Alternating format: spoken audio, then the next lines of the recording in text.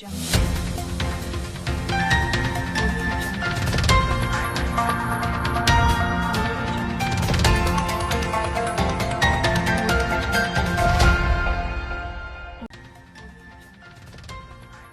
climat d'incertitude risque de se prolonger au Mali. Le mouvement du 5 juin a amené la contestation contre le président déchu Ibrahim Boubacar Keïta, peine à se faire comprendre par le CNSP.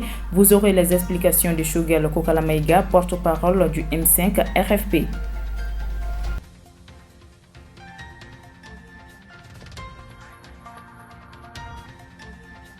Le parti Fusil Mali prend acte de la désignation des membres du Conseil national de la transition. Nous y reviendrons plus en détail avec Ladji Dambélé, président du parti. Pour certains observateurs, le droit de grève n'est pas reconnu aux administrateurs civils. Les précisions d'Ousmane Christian Diarra, porte-parole du syndicat des administrateurs civils. C'était là pour vous les sommaires de cette édition. Merci de nous accueillir chez vous et bienvenue dans ce journal d'information de la Liberté Télévision. Je vous le disais, un titre, le mouvement qui a mené la contestation dans la rue contre l'ex-président Ibrahim Boubacar Keïta, renversé par un putsch le 18 août dernier, s'est dit écarté dans la gestion de la transition par les militaires venus parachever le combat du mouvement du 5 juin, Rassemblement des forces patriotiques, le M5 RFP. Selon Choguel Kokalamaïga, porte-parole du mouvement, les militaires doivent travailler avec le M5, principale force du changement. Il faut que les autorités militaires qui ont la réalité du pouvoir aujourd'hui, qui ont composé le gouvernement, qui détiennent l'ensemble des leviers du pouvoir, au point qu'ils veulent prendre l'organe législatif en main, il faut que ces autorités fassent une bonne analyse, qu'ils comprennent qu'ils ne sont pas sur une bonne voie. Il faut nécessairement un infléchissement dans la façon de diriger le pays.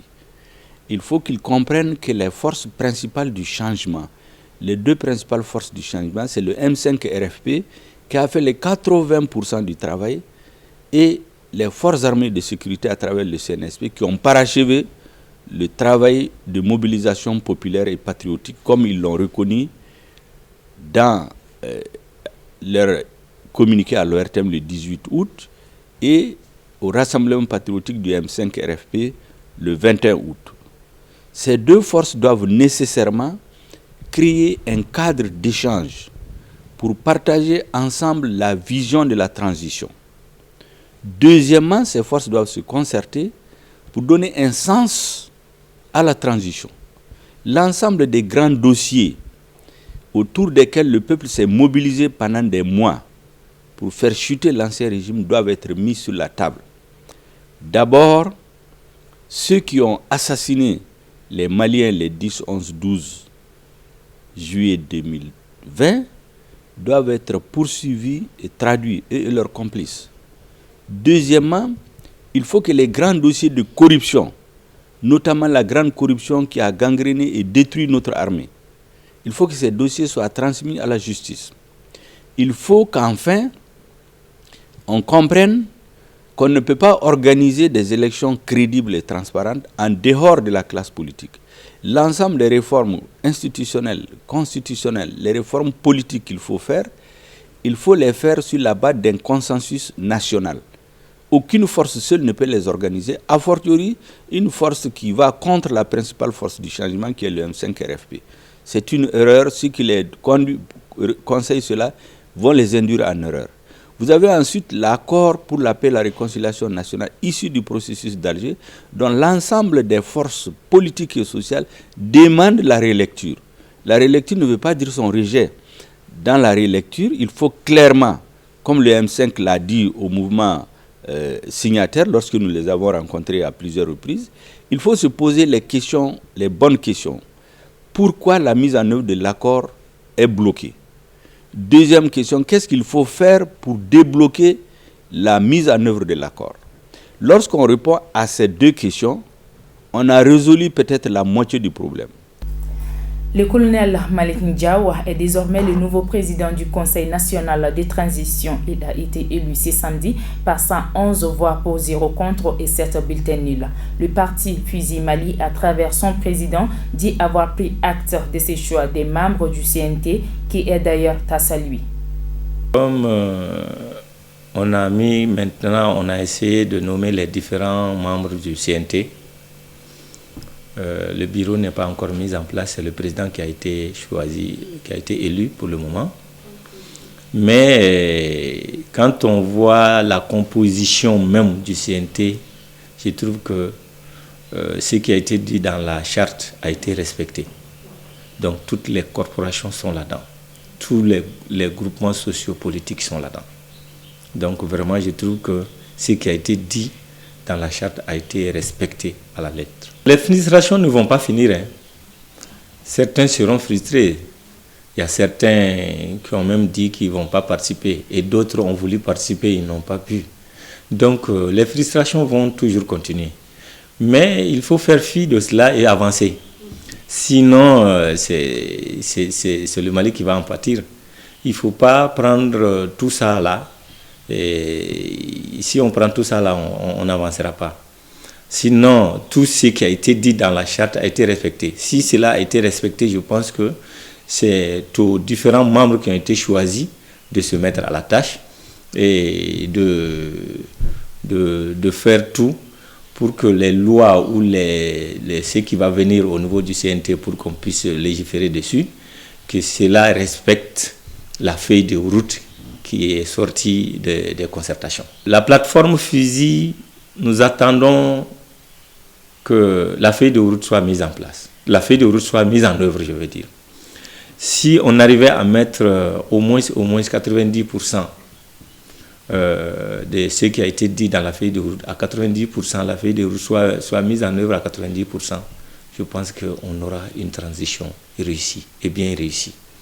Parce que les différents points qui sont cités, et le gouvernement a déjà fait son plan d'action gouvernemental. Et à partir de ce plan d'action gouvernemental, dès que le Premier ministre l'a même dit, dès que le CNT va être mis en place, donc lui va faire sa déclaration de politique générale auprès du CNT et en prenant en compte toutes les parties cité dans le plan d'action gouvernemental.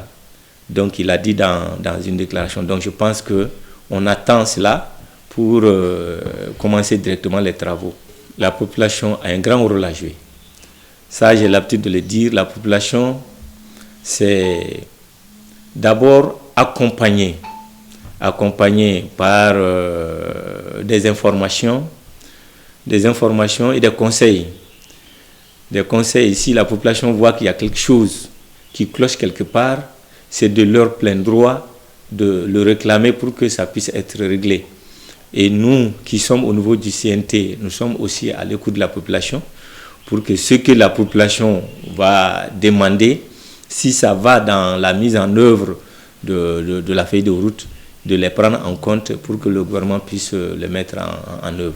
Je pense que, comme je l'avais dit lors d'une de mes interviews passées, j'ai dit, on ne peut pas, vraiment je demande aux grévistes vraiment de mettre un peu d'eau dans leur vin et de faire une trêve pour qu'on puisse avancer. Comme vous l'avez dit, sinon ça va un peu freiner. Et si ça freine les activités, c'est la transition qui va se rallonger. Ça, on ne veut pas. On veut avoir une transition écourtée, une transition très rapide qui finit pendant les 18 mois et qu'on puisse continuer, qu'on puisse avoir un état normal et que toutes les institutions puissent bien fonctionner à merveille. Mais vraiment, avec les grèves là, ça va freiner et vraiment freiner jusqu'à ce qu'on va demander de proroger la transition. Ça, ce n'est pas bon. Ça, ce n'est pas bon. Je demande vraiment à ce qu'on fasse une trêve sociale sur les revendications pour que, afin que si l'état normal va arriver, qu'ils puissent reprendre. S'ils sont dans leurs droits, de l'État, c'est le devoir de l'État aussi de leur mettre dans leurs droits. Vraiment. C'est ce que je demande. Okay, votre mot de la fin? Mon mot de la fin, c'est de demander à tout le monde, aux Maliens de l'intérieur que de l'extérieur, et même à nos partenaires de nous aider à sortir le Mali. Tout est notre plan à présent. Les administrateurs civils ont décrété une grève illimitée depuis le 9 novembre dernier. Cependant, selon le ministre en charge de cette structure, cette grève viole certaines dispositions légales. C'est à la suite de cela qu'il a adressé une lettre au syndicat gréviste.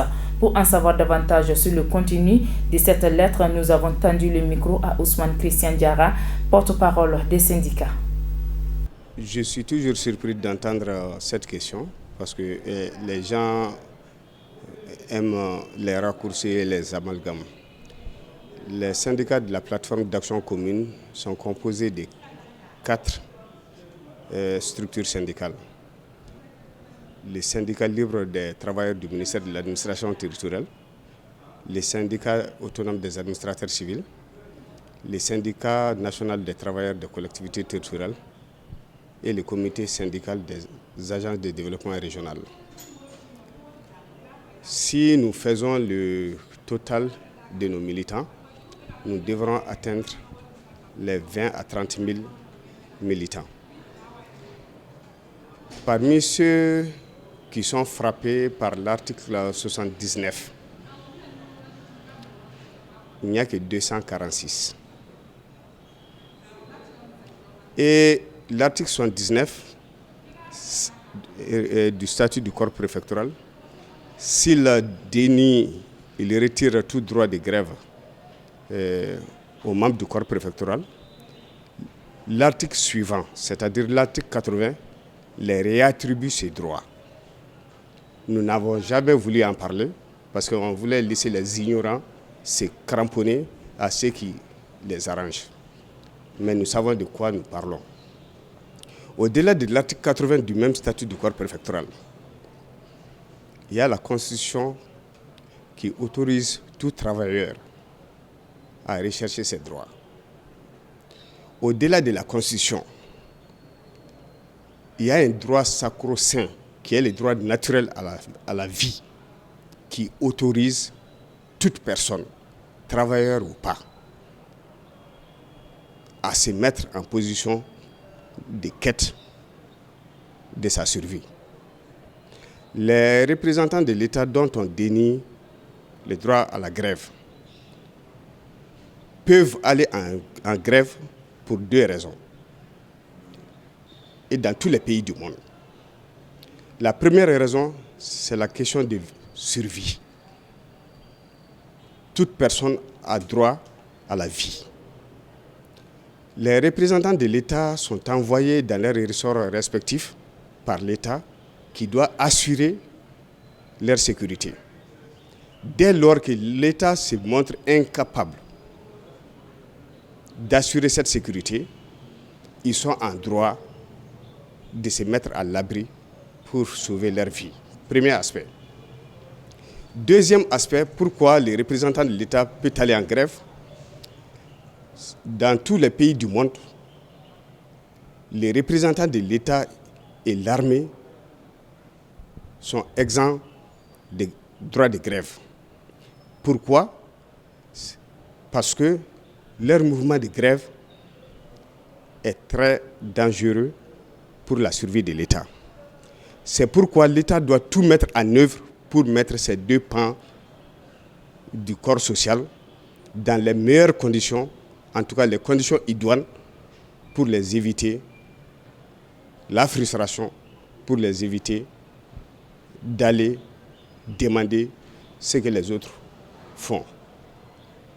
Tel n'est pas le cas au Mali. Depuis 30 ans, le représentant de l'État est foulé aux pieds, méprisé, sa carrière bafouée, comme la preuve vient d'être administrée tout de suite. Pourquoi n'irons-nous pas à la grève? Nous avons droit à la vie, que personne d'autre ne veut nous assurer. Nous avons droit au minimum de respect dans notre carrière et au minimum de confort dans notre travail, ce que nous n'avons pas. Voilà pourquoi, ma fille, nous avons droit à la grève et personne ne peut nous dénier cela.